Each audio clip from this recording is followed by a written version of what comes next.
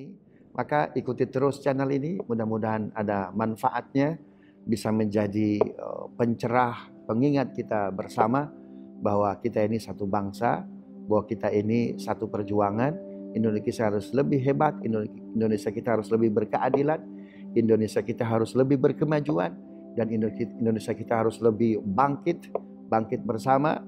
Mudah-mudahan bermanfaat. Jangan lupa subscribe, like, and share. Assalamualaikum warahmatullahi wabarakatuh. Assalamualaikum warahmatullahi wabarakatuh. Bismillah, wassalatu ala rasulillah, la hawla wa la quwata illa billah. Sahabat yang dimuliakan Allah, kemarin kita sudah membahas kemuliaan Rasul Shallallahu Alaihi Wasallam, tingginya akhlak beliau. Kisah seorang perempuan Yahudi men-challenge Rasul dengan 12 butir buah limau. Ada banyak kisah terkait kemuliaan Rasul Shallallahu Alaihi Wasallam. Nggak bakal habis-habis, karena kemuliaan Rasul memang luar biasa. Bahkan akhlak Rasul itu bukan sekedar mulia, tapi akhlak Rasul ada di atas akhlak yang mulia. Wa innaka la'ala khuluqin azim. Saat ini saya akan share, berbagi kepada para sahabat bagaimana tingginya akhlak Rasul yang kesekian, yang luar biasa.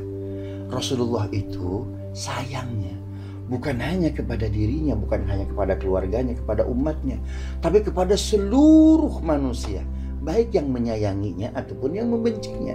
Karena Rasul adalah diutus untuk semua alam. Lihat Nabi SAW ketika akan hijrah dari Mekah ke Madinah, Nabi tidur di rumahnya Abi Talib. Ya, itu para pemuda sudah siap dengan pedang terhunus bahwa Rasul akan keluar dari kota Mekah menuju Madinah.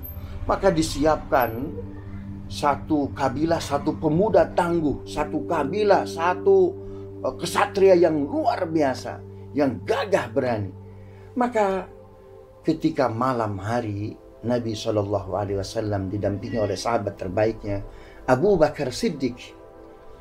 Ketika Nabi akan keluar dari rumahnya Abi Talib, Nabi kita Muhammad SAW diturunkan surat, salah satu ayat dari surat Yasin. وَجَعَلْنَا مِنْ بَيْنِ أَيْدِيهِمْ سَدًّا وَمِنْ خَلْفِهِمْ سَدًّا فَأَغْشَيْنَاهُمْ فَهُمْ لَا يُبْصِرُونَ. Jadi ketika Nabi akan keluar 12 pemuda dengan pedang terhunus, Nabi, kata Jibril, Muhammad lemparkan debu, lalu lemparkan kepada seluruh pemuda. Maka Nabi melemparkan debu tersebut sembari Nabi membacakan salah satu ayat dari surat Yasin tadi, wa ja'alna min baini aydihim saddan wa min khalfihim saddan faghshaynahum fahum la yubsirun.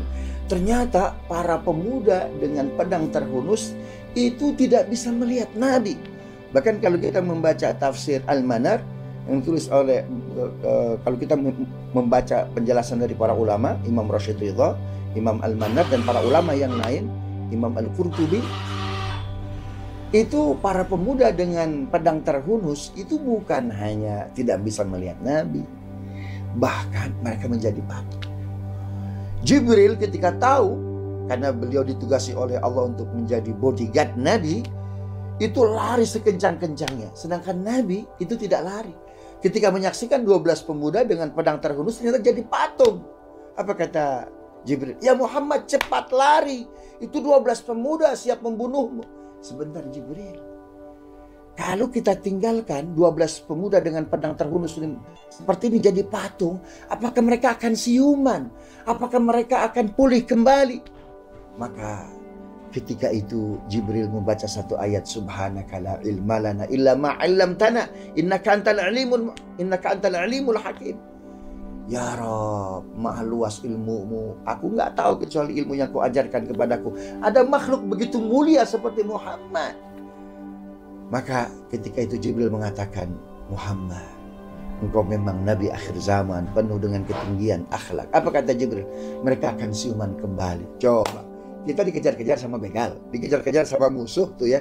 Ternyata begal itu tiba-tiba terpeleset, jatuh motornya.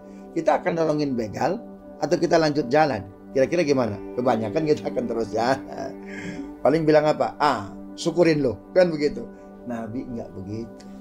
Itulah akhlak Rasul Shallallahu Alaihi Wasallam. Ingat, Islam tidak akan menyebar kepada seluruh pelosok negeri. Bukan kita hafiz, bukan kita ahli tahajud, bukan kita ahli ibadah. Tapi ibadah tersebut, kesolehan Islam tersebut, itu bisa menyebar karena tingginya akhlak Islam. Maka banggalah dengan Islam, maka banggalah, hiasilah diri kita dengan akhlak yang mulia. Inilah Rasul sallallahu alaihi wasallam. Assalamualaikum warahmatullahi wabarakatuh.